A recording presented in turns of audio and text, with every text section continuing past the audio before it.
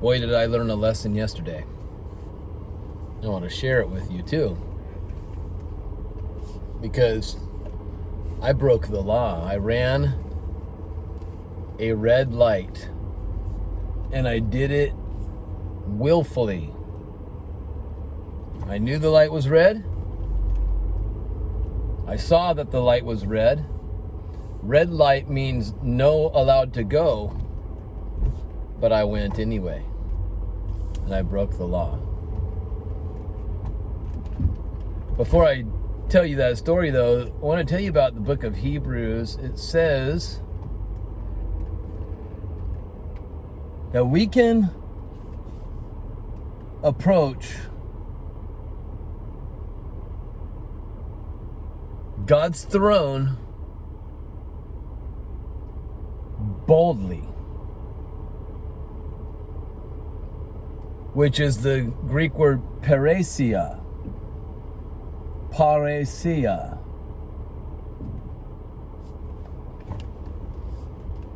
Which means you can approach God's throne boldly and confidently. With confidence. Boldly with confidence. Now that's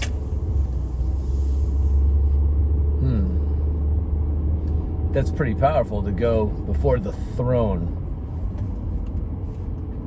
of a king or a judge with confidence. If you can approach a throne with confidence, it means you know that you're going to be declared innocent. You're going to get an innocent verdict. There's no way you're going to approach a throne with confidence if you're worried about, is the judge going to find me guilty? Or will he perhaps find me innocent? Now, if he finds you innocent, well, you better have done innocent things. Or you better have hid the naughty things and hid them very well.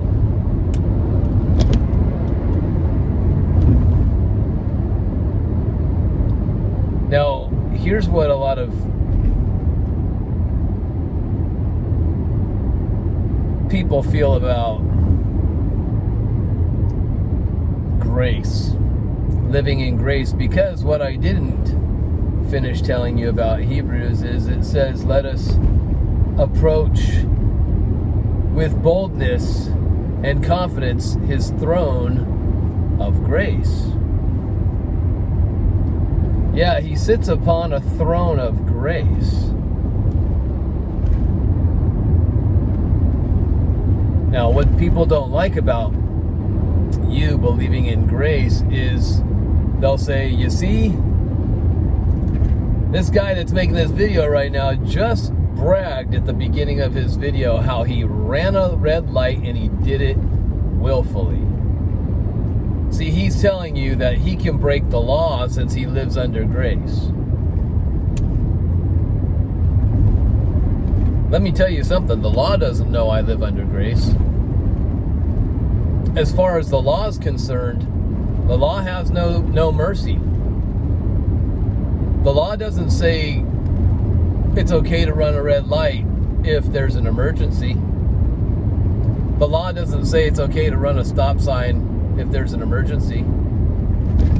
The law doesn't say run a red light if you have compassion over somebody and you're trying to help somebody.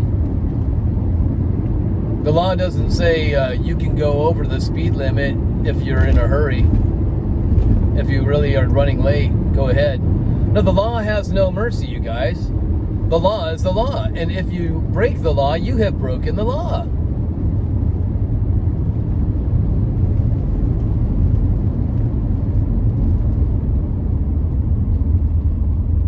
The interesting thing about the law is when you run a red light and you willfully run a red light. That seems to be a big one because, man, that light was red and I just ran the light. Did anybody see me? But if the speed limit says you can't drive faster than 35 miles per hour and you're going 40, you mostly don't think it's a big deal because it's only 5 miles above the speed limit. No big deal. No, everybody else is doing it. But that person that's driving 5 miles over the speed limit is just as much of a lawbreaker as the one that ran the red light. So if it shocks you that I said I just ran a red light yesterday, broke the law willfully, and you are shocked that I would confess to that or even do such a thing, well, remember, you probably break the law all the time. Willfully, or even if you're not paying attention. Do you think that the law is more merciful to you when you say, you know what, I really wasn't paying attention to the speed limit. Sorry, officer. Sorry, didn't mean to break the law, wasn't paying attention. Not my fault. I didn't see the red light. I was daydreaming. I was looking at my phone. The law has no mercy, you guys. As far as the laws of man, I'm comparing the laws of man with the laws of God. The laws have no mercy. Now, the judge, maybe the judge would have mercy. But if you're somebody that declares to be a law-abiding citizen, and you judge others because you say, I never break the speed limit, I never run a red light, I always do things correctly, I put my blinker on before I turn. You brag about how great you are at your obedience. Well, you better go before the judge with perfect obedience every time. Because you judge others. So if you're going to judge others, then you better be prepared to be judged yourself. If you're looking for the fault in everybody else, you better find the faults in yourself first. Didn't Jesus say that? Before you go and remove the little tiny splinter out of somebody's eye, make sure that you first remove the log that's in your own eye.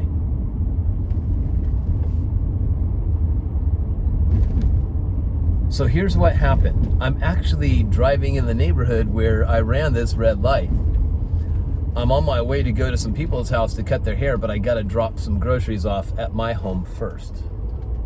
So I'm on my way home to drop off groceries, then I got to get to work.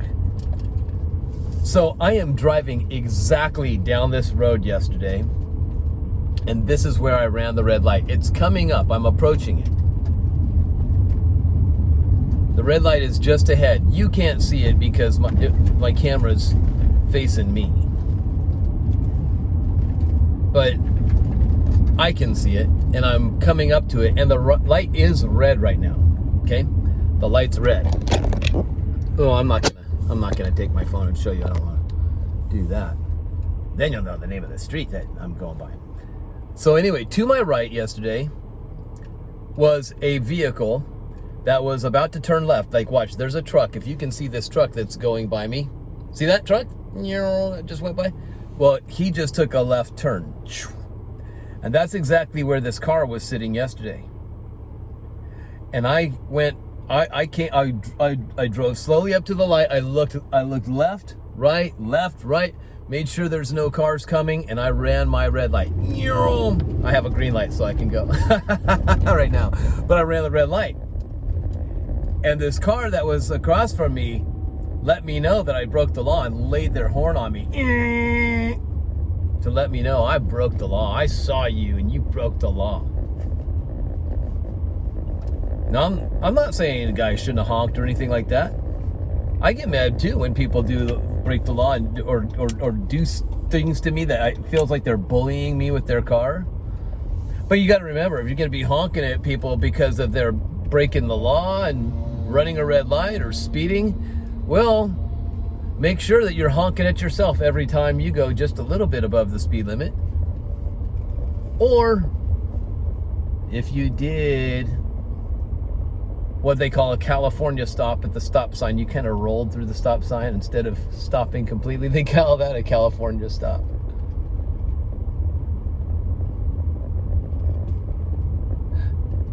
Now, that guy honking at me, I actually kind of waved to him, said, hey, sorry.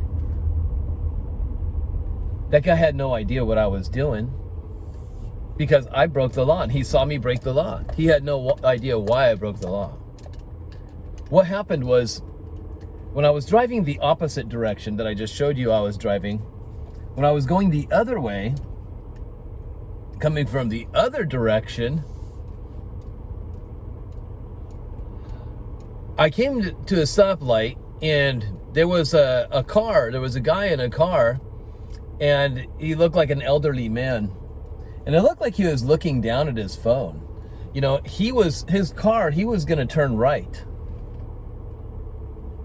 At least his car was turning right. In fact, his car was almost completely sideways. Like, that's a weird way to sit at a red light when you're waiting to turn right. Now, here in California, Southern California,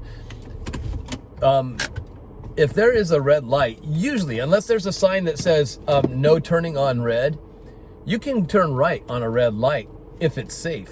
If you see that there's no cars coming, then you can turn right. You stop, you look, if there's no cars coming and if it's safe, you can turn right on a red light.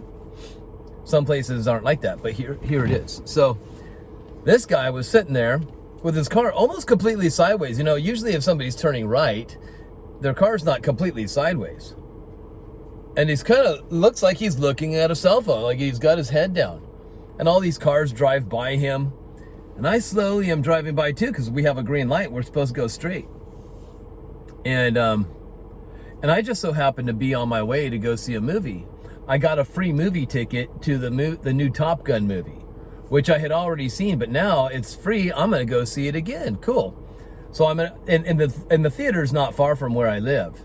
So I have 20 minutes to get to the movie theater before the movie starts. And but it's not too far. It's only like a 5 or 6 or 7 minute drive. So I'm not in no hurry. But so I'm driving by and I see this guy. Everybody's just passing him by. And I'm like thinking, dude, pay attention, man. Why aren't you moving? And then I don't really see him very well. And as I'm driving up across the street, I look in my rearview mirror and I'm like, you know what? It looks like he's slumped over and either he fell asleep or he's dead. He's an elderly man and his eyes are shut. I can see that. It's almost like, ugh. He's just slumped over. Now it's 5:45 is the time that my movie's gonna start. So maybe it's about between 5:25 and 5:30-ish is the time. Probably around 5:25-ish at PM.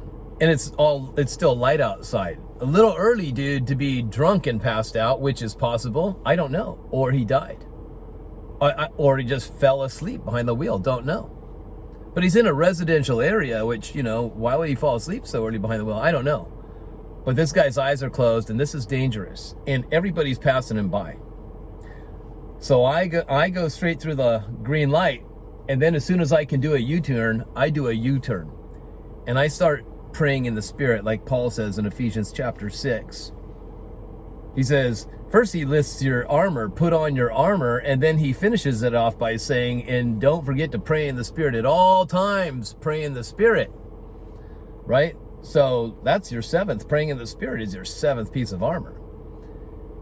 And when you pray in the Spirit, what is coming forth out of your mouth is rivers of living waters. So I see this guy, I turn around and I start praying in the Spirit.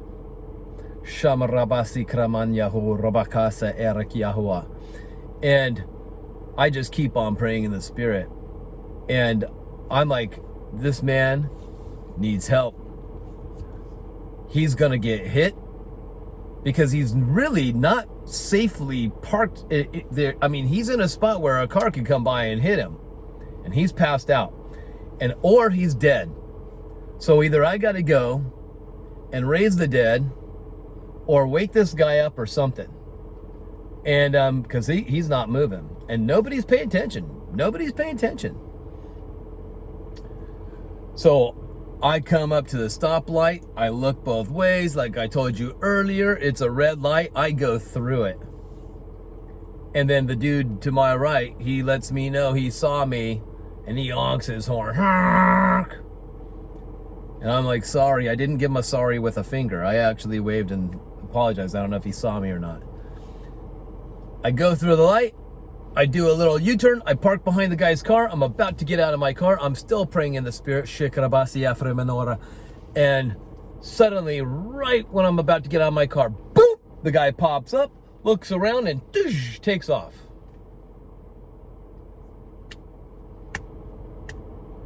It's like an immediate resurrection.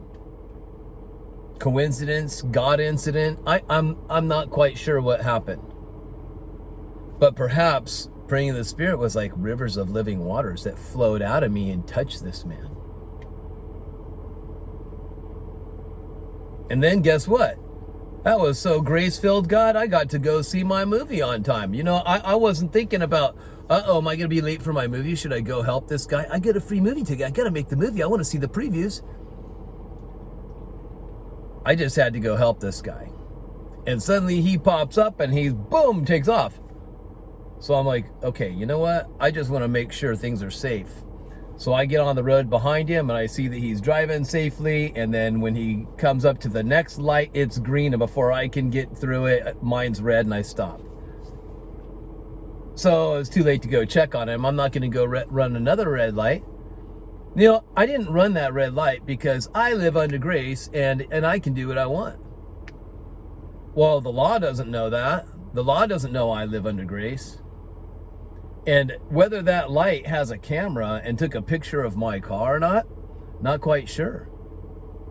If I get a ticket in the mail saying you ran a red light and we got you on camera, well, then guess what? I might have to go to court, stand before a judge, before his throne, and totally hope that this judge has mercy on me. Are there any witnesses to your story? I'll be like, well, no. And so you're telling me you ran a red light. We saw you run a red light because you were going to go help somebody passed out behind the wheel. But then you don't need the guy that passed out. He woke up before you got a chance to talk to him. Yeah.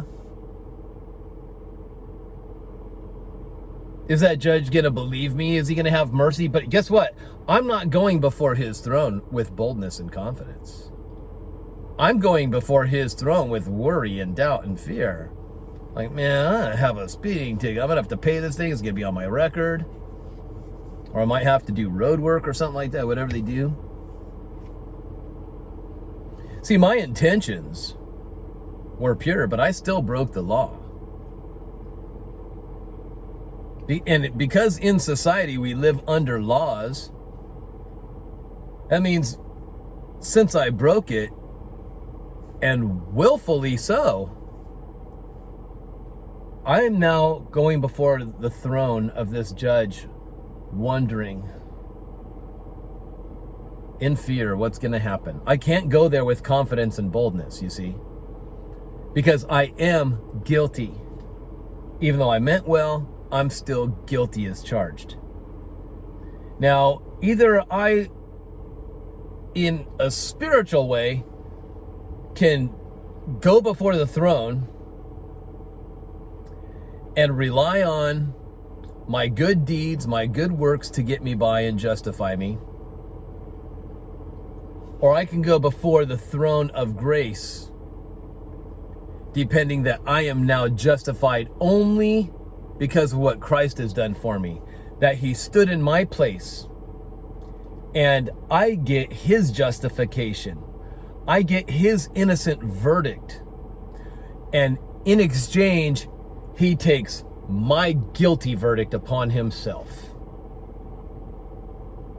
I can go to the throne and I can say, you know what? A little bit of him and a little bit of me, because worthy is the Lamb, but worthy is me as well, right? And depend on most of my good stuff, and then hopefully he'll take away some of my bad stuff. And there's plenty of people that think like that. Trust me, they do. Especially those that knock others that live under grace. You just believe in God's grace so you can sin more, so you can break the law more. You just want to break the law. You just want to run those red lights. You do it so that you can run all the red lights and all that stuff you want. Well, in my case, not true. I don't know about others, but not true in my case. So you're wrong, dude. You're wrong. That's not why I live under grace. See, I understand that grace only works one way. Either I rely completely on Christ for justification, that he justified me completely, not a little bit of me and a little bit of him. It wasn't like we worked together for my justification. It was either all of him or it's got to be all of me. It's got to either be all of him or all of me, not a little bit of me and a little bit of him. So I go boldly and confidently before the throne of grace because it's all about him. All about his victory for me. All about he justifying me because he gives me his innocence, and in exchange he takes my guiltiness. Do you see how that works? Now, I don't willfully try to go break things all the time and say, well, I live under grace anyway, so I can just go willfully. But I just don't put myself under law in a spiritual sense. Right?